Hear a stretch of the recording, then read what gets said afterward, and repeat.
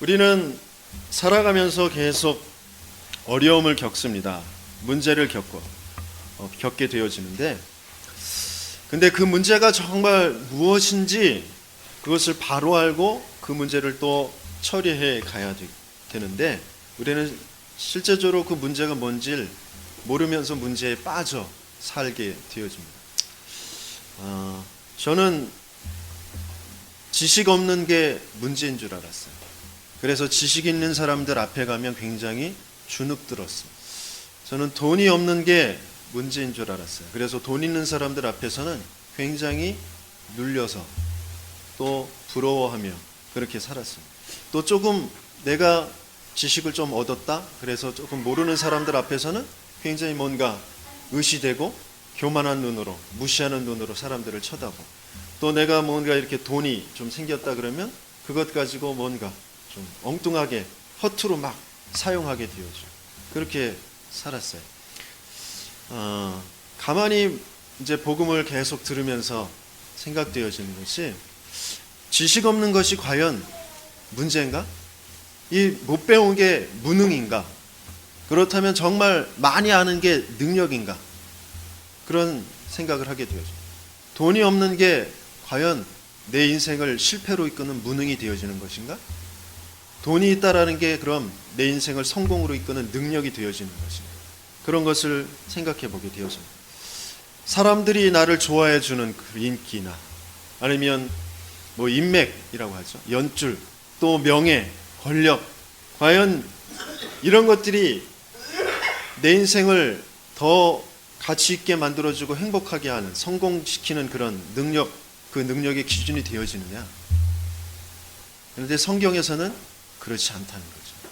그리고 진실 속에서는 분명히 그렇지 않다라는 거죠. 하나님께서 뭐라고 말씀하셨죠?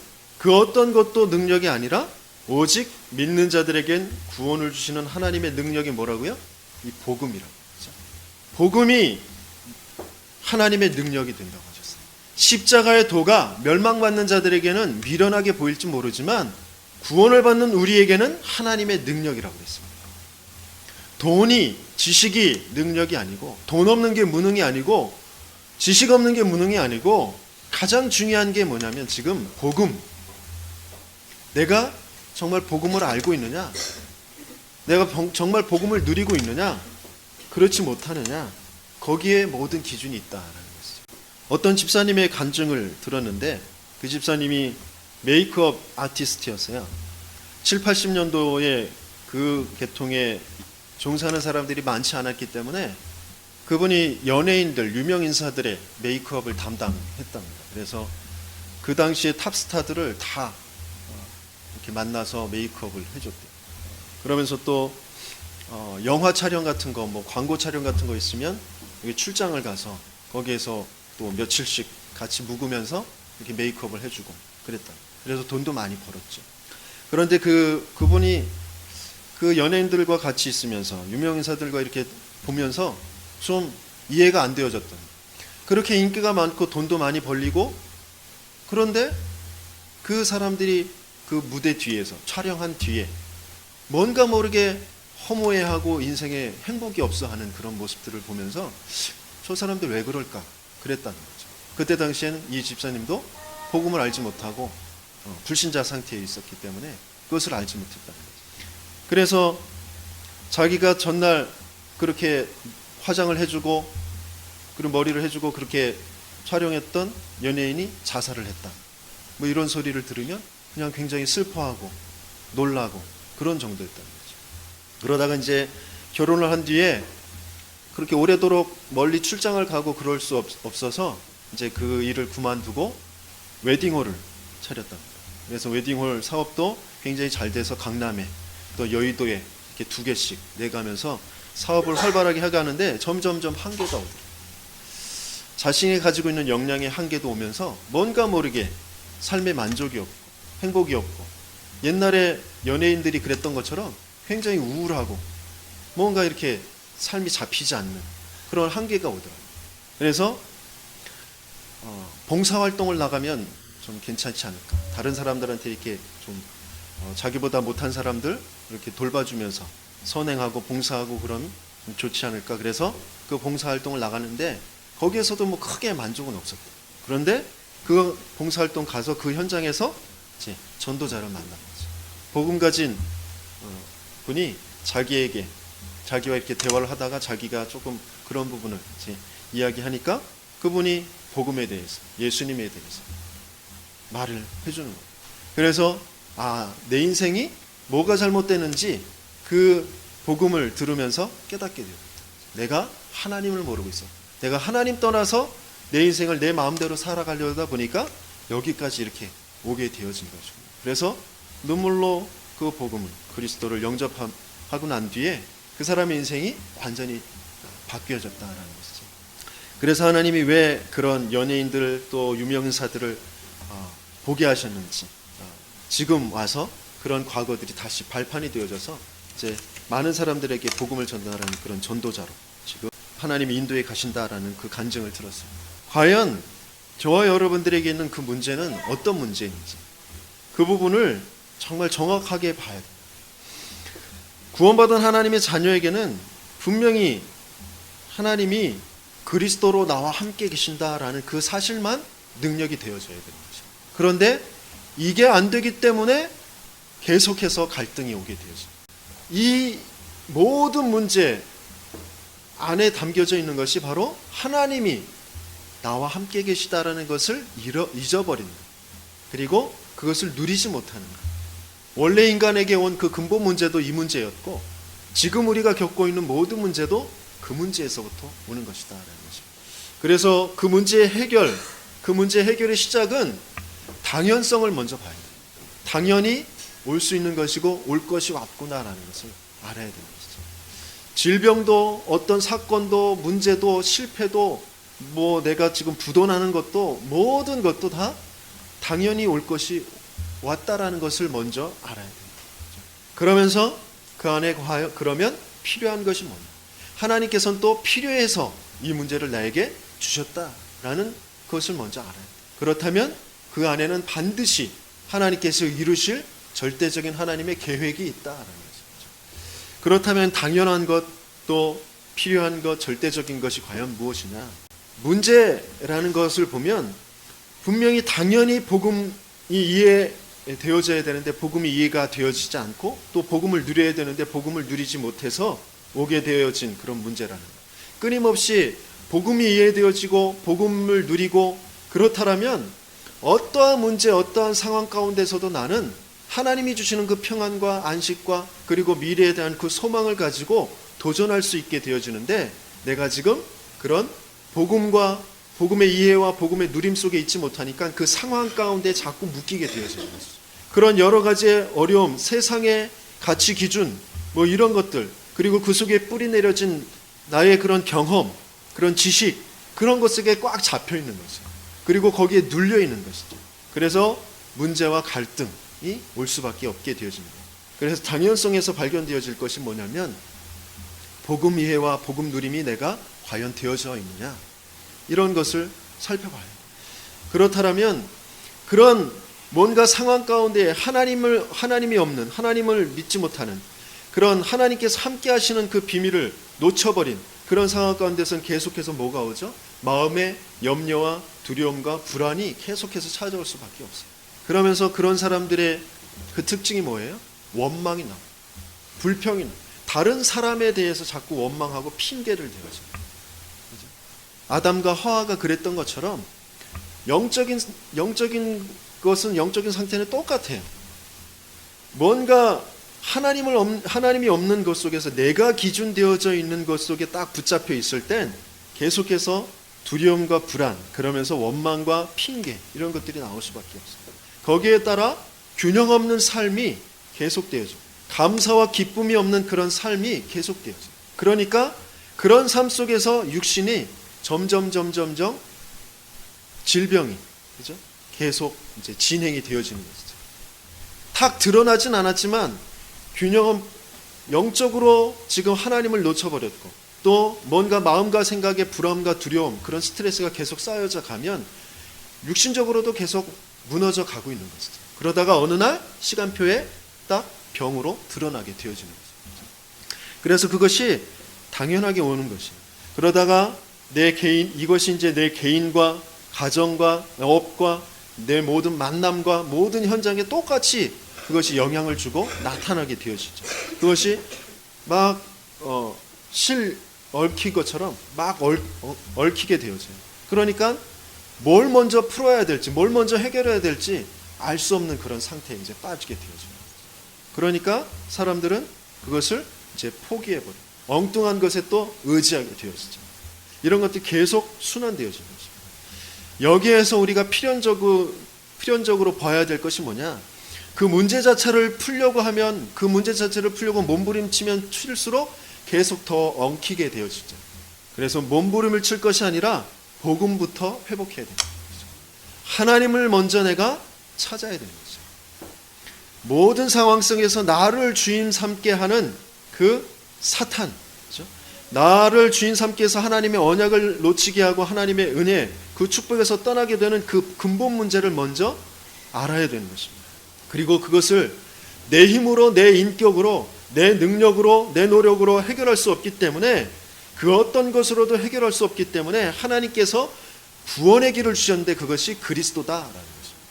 이게 모든 문제 가운데에서, 우리의 모든 삶 가운데에서 자꾸 발견되어져요. 그 그리스도는 뭐죠? 거짓으로 나를 붙잡고 있는 사단의 머리를 박살내신 참된 왕. 그 사탄에게 속아서 하나님의 언약을 불신앙하고 죄에 빠져 있고, 그래서 계속해서 저주가 올 수밖에 없는데 그 죄와 저주에서 해방시킨 참된 제사장. 그래서 내 죄를 씻어주시고 그 사단의 머리를 박살내심으로 하나님을 만나게 되어지고 그 하나님 안에 있는 평안과 안식과 행복의 그 길을 여신 참된 선지자. 이 세 가지 일을 이루신 분이 바로 그리스도란 말이죠. 우리에게는 그래서 모든 문제 가운데 그리스도가 필요한 것이다. 문제 그 자체, 질병 그 자체, 장애 그 자체, 경제적인 어려움 그 자체를 자꾸 바라보면서 그것을 해결하려고 하면 순간은 해결되어질지 모르지만 계속해서 반복되어져. 그리고 엉뚱한 자리에 있게 되어지죠. 그래서 가장 먼저 당연 속에서는 내가 복음 이해와 복음 누림이 안 되어졌구나라는 것을 발견하는 것입니다. 그리고 필요한 것이 복음을 회복해야 되거든요.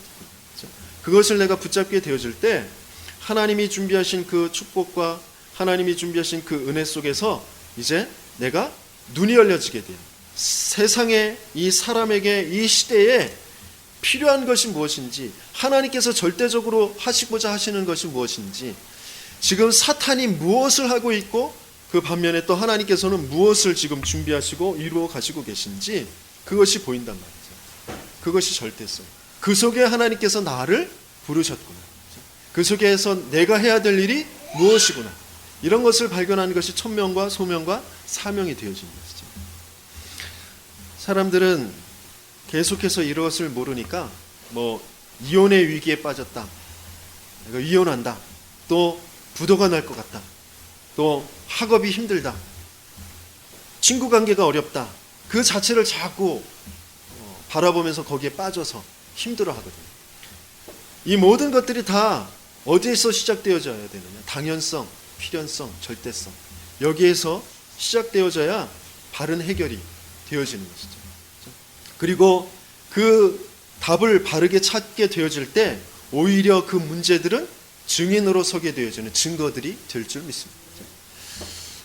그런데 사람들은 자꾸 다른 이혼한 그 이혼의 그 문제 속에 빠질 때 그 배우자가 문제라고 생각해서 다른 배우자를 찾아서 가죠. 또 부도가 난 다음에 또 사업에 어려움 겪은 다음에 아이템이 문제였구나, 사업의 어떤 다른 아이템을 찾아가거나 다른 사업의 파트너를 찾아가거나 그렇게 합니다. 또 학업에 문제가 왔을 때 학원이 잘못됐구나, 그러면서 다른 학원들을 찾아가고 그럽니다. 아니요, 절대 그렇지 않습니다. 잠깐은 조금 유익이 되어지는 것 같고 잠깐은 뭔가 풀리는 것 같지만 마찬가지예요. 근본적인 것들이 바뀌어져야 된다. 근본적인 것의 이유를 찾아야 된다는 거죠. 복음을 회복하고 복음을 누리는 것이 가장 먼저 되어져야 할 것입니다. 그리고 절대적인 하나님의 계획, 그 목표를 발견해야 올바른 응답의 시작이 되어지는 줄 믿습니다. 하나님께서 그 증거를 주시기 위해서 저와 여러분들을 부르신 줄 믿습니다.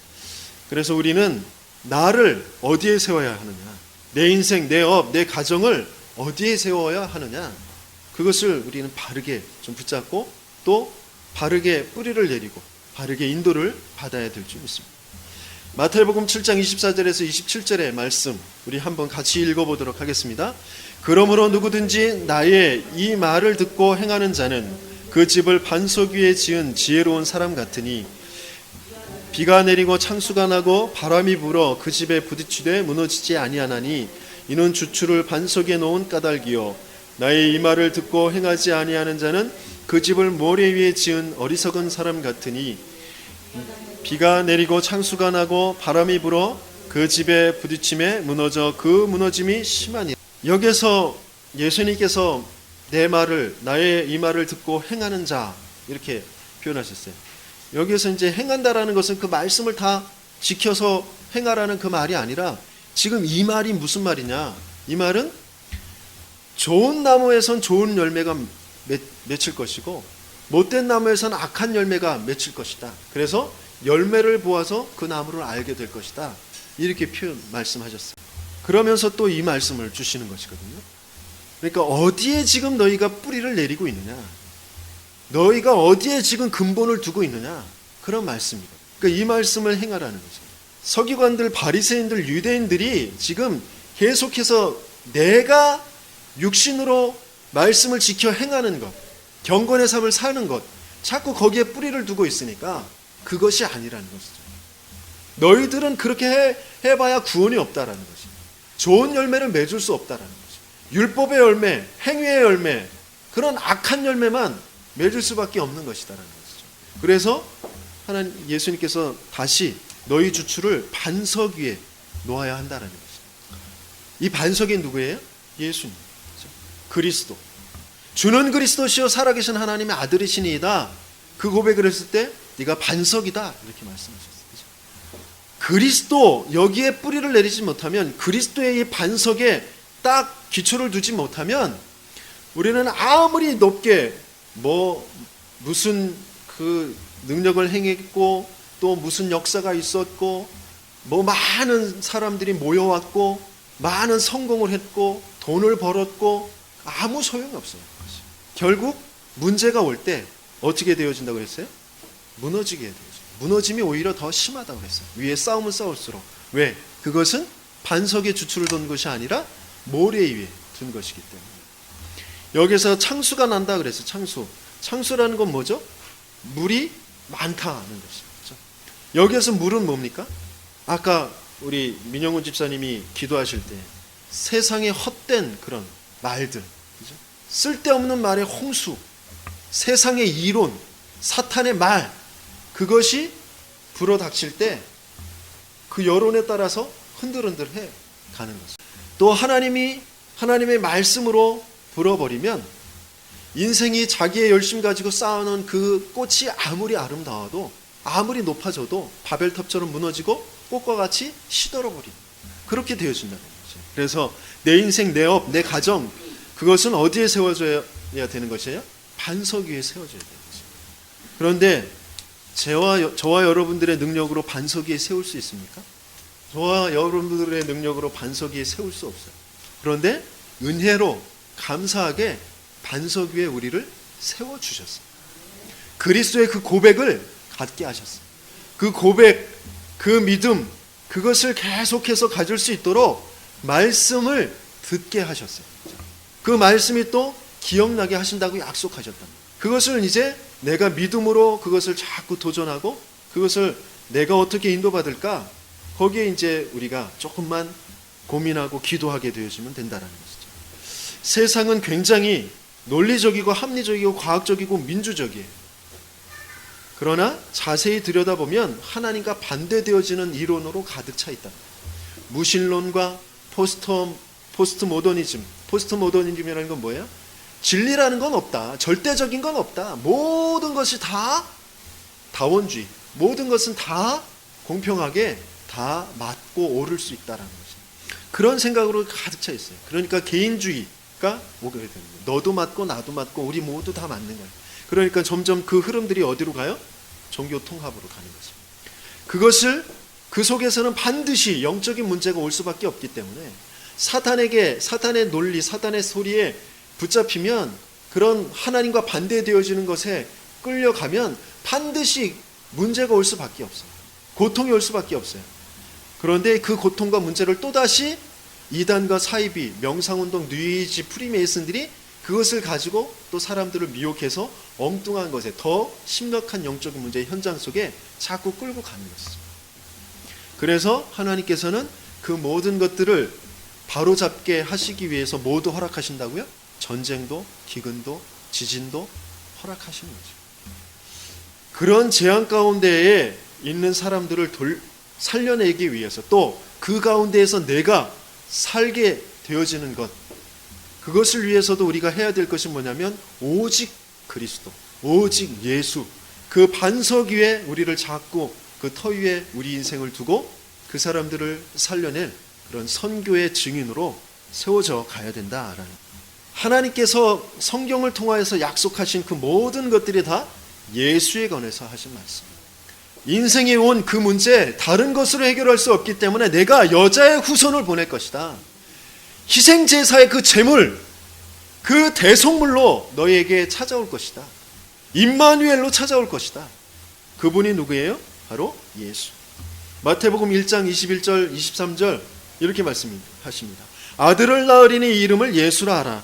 이는 그가 자기 백성을 그들의 죄에서 구원할 자이심이니라 하니라.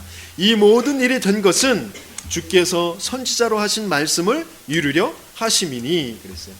보라, 처녀가 잉태하 아들을 낳을 것이요 그의 이름을 임마누엘이라 하리라 하셨으니 이를 번역한즉 하나님이 우리와 함께 계시다 함이라. 이 예수가 누구인지를 정확히 알고 그것을 바르게 믿음으로 고백하는 것. 주는 그리스도시요 살아계신 하나님의 아들이시니이다 라고 베드로가 고백했을 때, 바요나 시몬아 네가 복이 있구나 그랬어요. 이것을 네게 알게 하는 이는 혈육이 아니요 하늘에 계신 내 아버지시니라 그랬어요. 그러면서 너는 베드로라, 내가 그 위에 내 교회를 세울 것이다. 음부의 권세가 너를 해치 못할 것이다. 천국 열쇠를 내게 줄 것이다.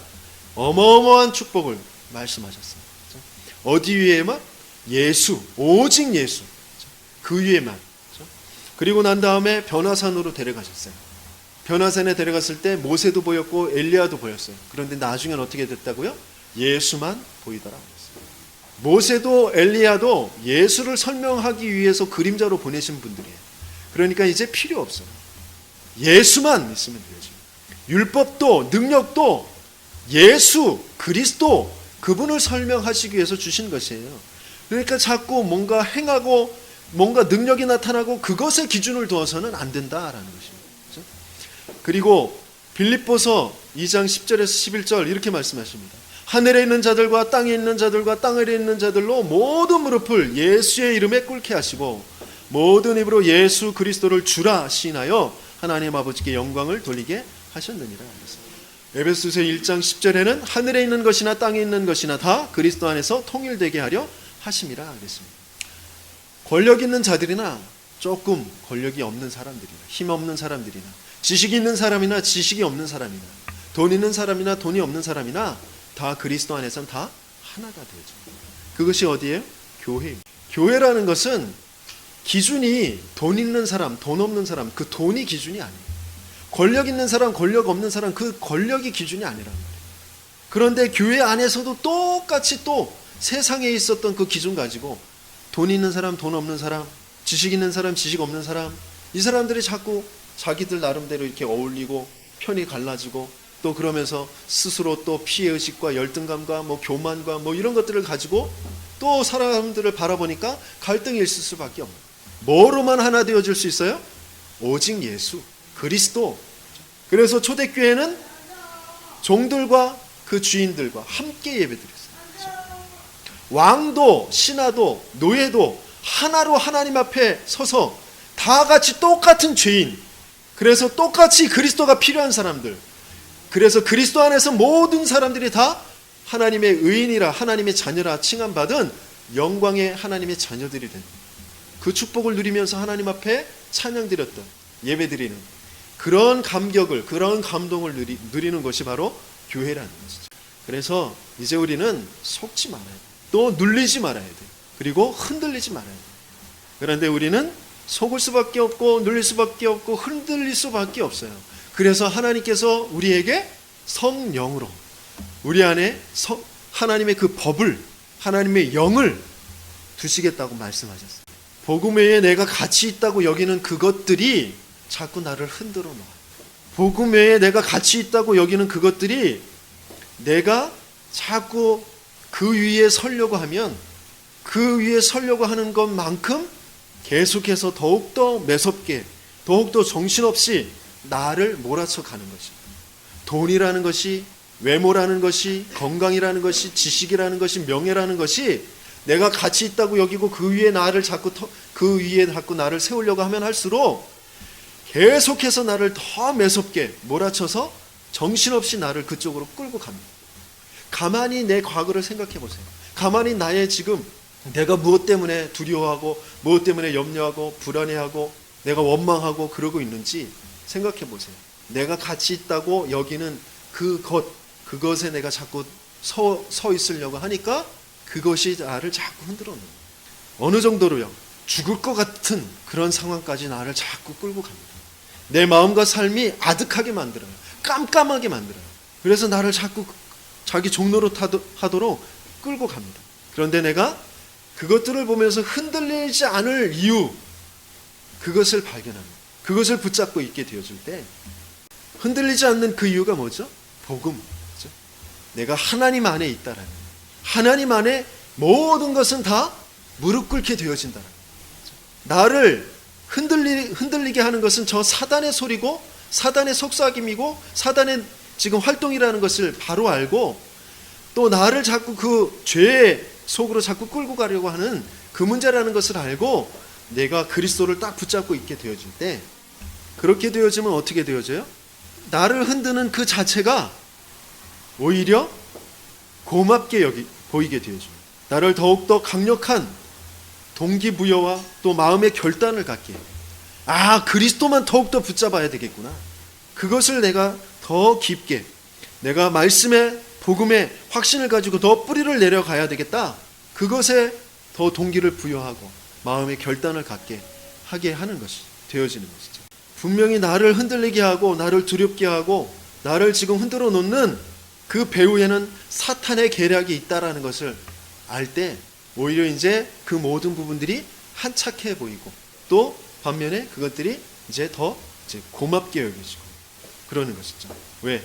난 그것 때문에 그 문제 때문에 더욱더 복음에 확신을 내리고 뿌리를 내려갈 것이기 때문에 그렇죠?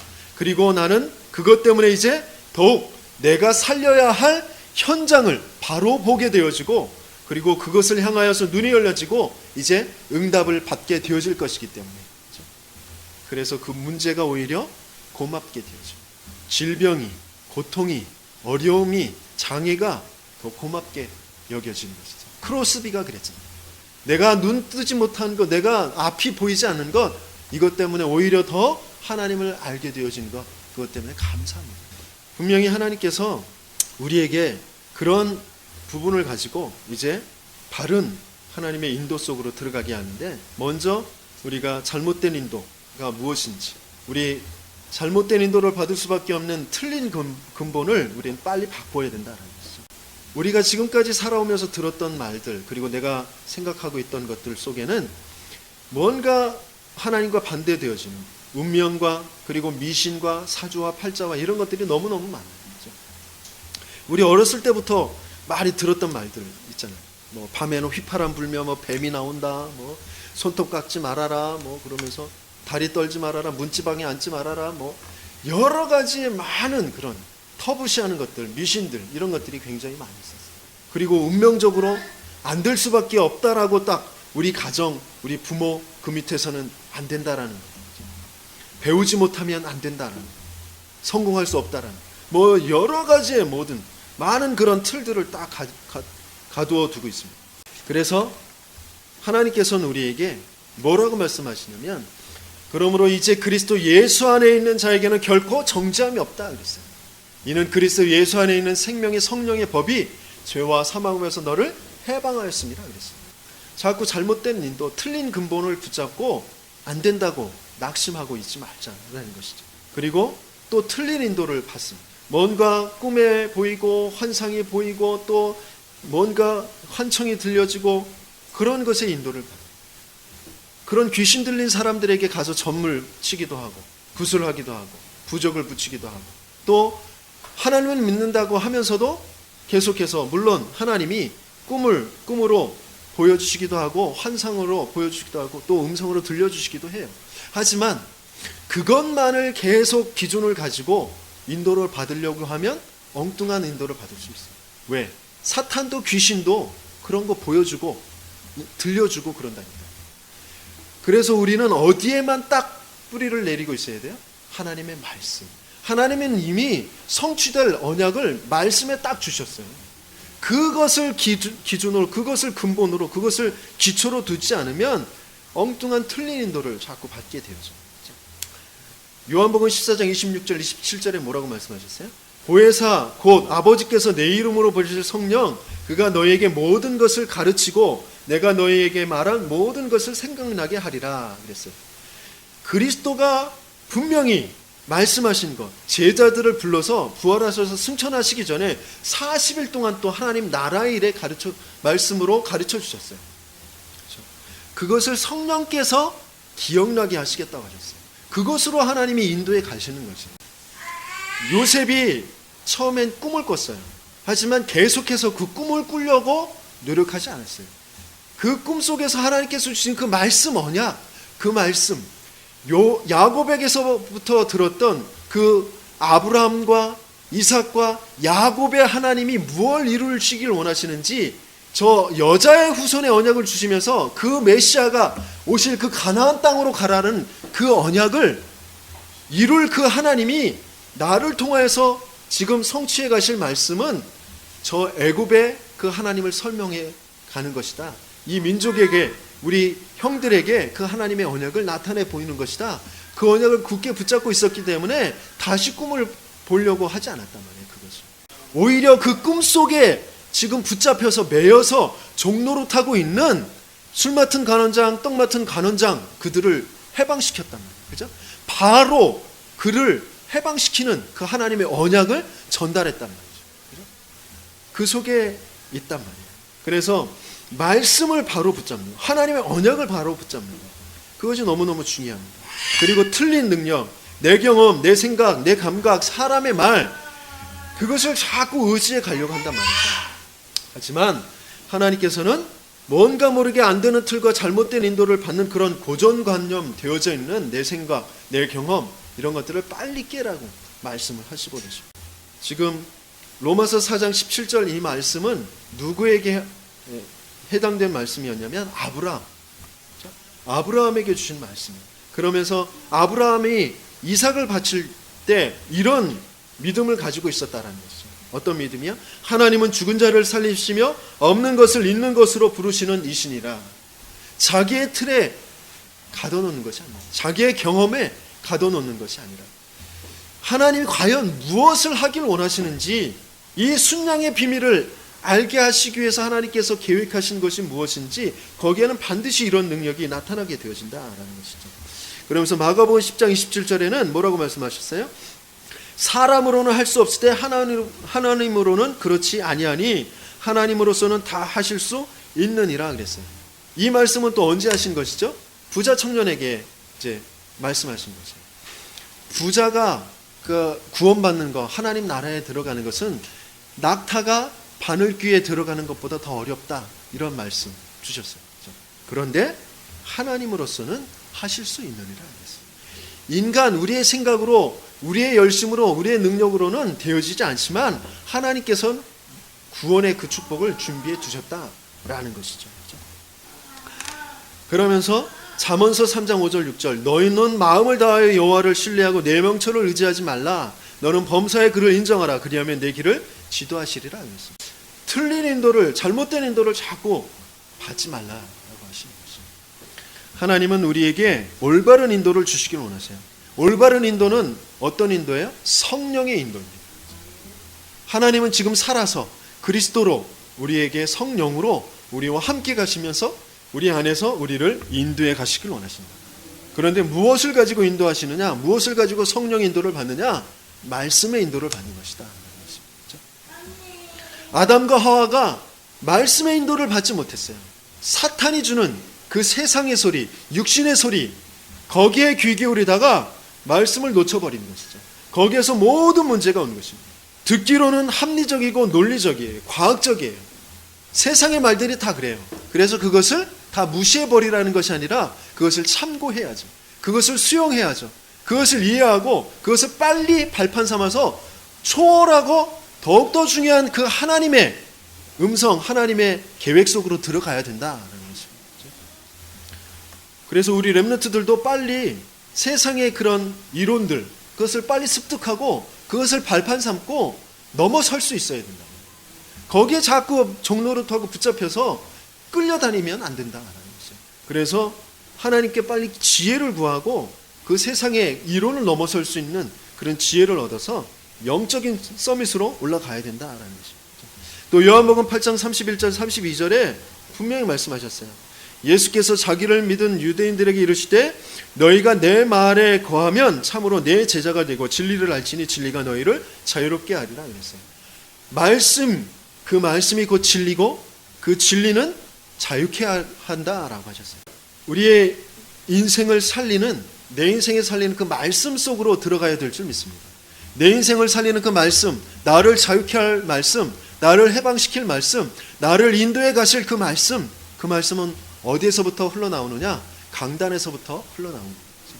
물론 기록된 완전한 그 복음의 말씀이 강단을 통하여서 선포되어질 때 여러분 자신들에게 성취되어질 그 언약으로 들려지게 되어지는 것이다 라는 것이다. 강단을 통하여서 강단에 그냥 메시지만 들으면 안 돼요. 강단에 통하여서 그 시간표에 주시는 어떤 말씀들이 있어요. 메시지가 있어요. 하지만 그것만 붙잡으면 안 되고 복음과 함께 하나님께서 시간표에 주시는 그 메시지, 그것을 함께 붙잡아야 돼요. 그래야 그것이 바른 인도를 받게 되어집니다. 그리고 그것이 바르게 성취되어지는 응답을 받게 되어지는 것이죠. 지금 우리는 어떤 지금 시간표에 있어요? 우리 교회는 지금 이제 2살 이제 되어져 가는 그런 교회예요. 2살 박이 아이예요. 그러면 지금 어떤 시간표에 있는지를 알아요. 우리 교회의 시간표는 가장 중요한 아주 기초, 근본, 기본 이것을 지금 깔고 가는 그런 시간표입니다. 그래서 지금 복음, 그 구원의 길, 그리고 그 속에서 이제 하나하나 그 기초, 성령의 내주, 성령의 인도, 성령의 역사, 앞으로 계속해서 이제 기도, 어떻게 또 하나님께서 나에게 어떤 확신을 주시고 나에게 어떤 발판을 까시고 어떻게 인도해 가시고 어떤 응답을 주실지 그것들을 하나하나 지금 기초를 다져가고 있는 이제 시간표에 있단 말이죠. 그것을 가지고 내가 먼저 살고 내 가정, 내 업을 바로 보게 되어지고 그 업이 살아나게 되어질 때, 그 가정이 살아나게 되어질 때 내 주위에 있는 사람들이 보여지고 그들에게 복음이 필요하구나. 그러면 그들을 두고 함께 기도하고 그러면서 하나님께서 인도해 가시는 그런 만남과 또 문들을 발견해 가면서 그런 전도의 응답들을 받게 되어지는 그런 시간표에 있다라는 것입니다. 그렇죠? 그래서 이제 나를 살리는, 내 인생을 살리는 그 강단의 말씀을 딱 붙잡아야 돼요.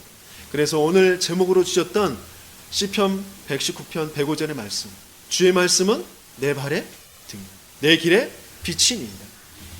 빛이 없으면 어떻게 돼요? 어둡고 캄캄한 길을 막 헤매면서 가야 되는 것이죠. 그렇죠? 그래서 이 말씀을 굳게 붙잡고 가야 돼요. 이 말씀을 붙들고 현장으로 가야 되는 것이죠. 그렇죠? 이 말씀이 비춰주면 모든 어둠이 무너집니다. 모든 가난이 무너지고 모든 질병과 문제가 분명히 빛이 비춰질 때 떠나가게 되어질 줄 믿습니다. 그리고 그 이유를 발견하면서 그 주변까지 살려내게 되어질 줄 믿습니다.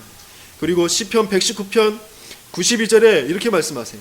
주의 법이 나의 즐거움이 되지 아니하였다면 내가 내 고난 중에 멸망하였으리이다.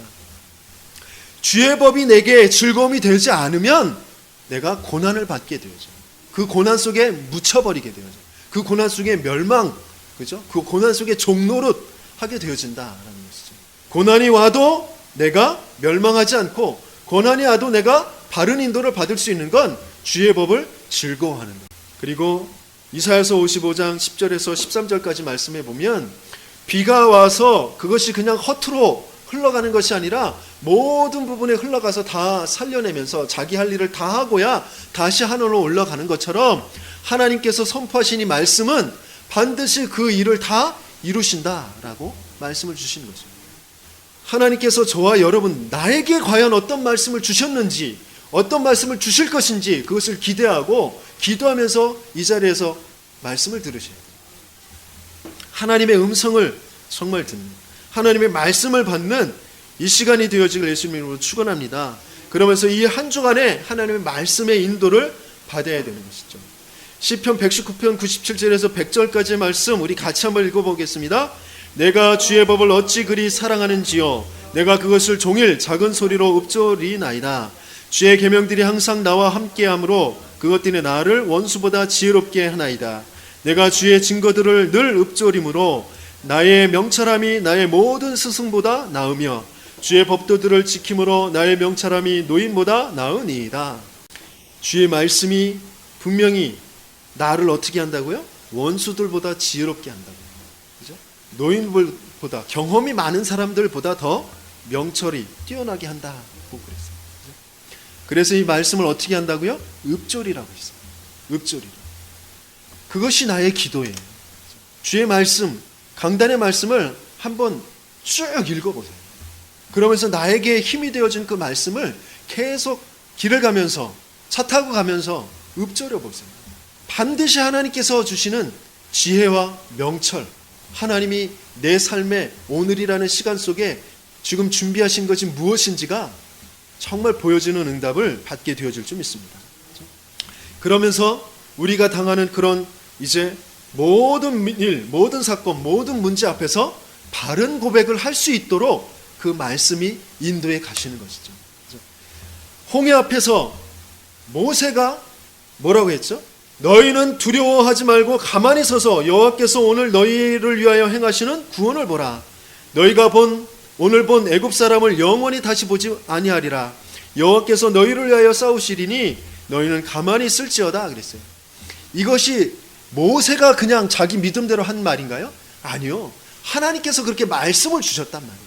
네가 누구이고 이스라엘 백성이 누구인지, 저 애굽이 어떤 땅인지 그들에게 내가 하나님됨을 나타내 보일 것이다 라고 하시면서 하나님께서 주신 말씀을 그대로 백성들 앞에 말한 거란 말이에요.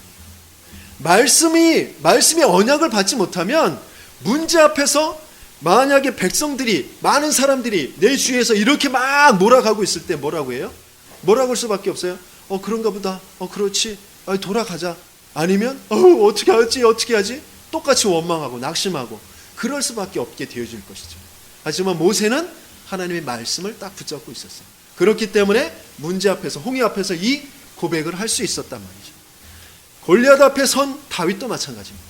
너는 칼과 창과 단창으로 나오지만 나는 네가 모욕하는 만군의 여호와의 이름으로 나아가노라 그랬습니다. 내 목이 분명히 하나님께서는 네 목을 내게 붙이셨다. 구원이 칼과 창에 있지 아니하고 전쟁은 여호와의 속에 속한 것을 너에게 나타내 보일 것이다. 그게 하나님의 말씀 언약, 복음에 깊게 뿌리를 내리고 있을 때 할 수 있는 고백이라는 거예요. 풍랑 앞에서, 죽음 앞에서 바울도 마찬가지입니다. 내가 속한 바 곧 내가 섬기는 하나님의 사자가 어젯밤에 내 곁에 서서 말하되 바울아 두려워하지 말라. 네가 가이사 앞에 서야 하겠고 또 하나님께서 너와 함께 항해하는 자를 다 내게 주셨다 하셨으니 그러므로 여러분이 안심하라. 나는 내게 말씀하신 그대로 되리라고 하나님을 믿노라. 저와 여러분들에게 올해 주신 말씀이 뭐죠? 만군의 여호와께서 맹세하여 이르시되 내가 생각한 것이 반드시 되며 내가 경영한 것을 반드시 이루리라. 이 말씀을 모든 문제 앞에서, 모든 사건 앞에서, 모든 사람 앞에서 고백하게 되어지는 저와 여러분들에게 예수님이 축원합니다.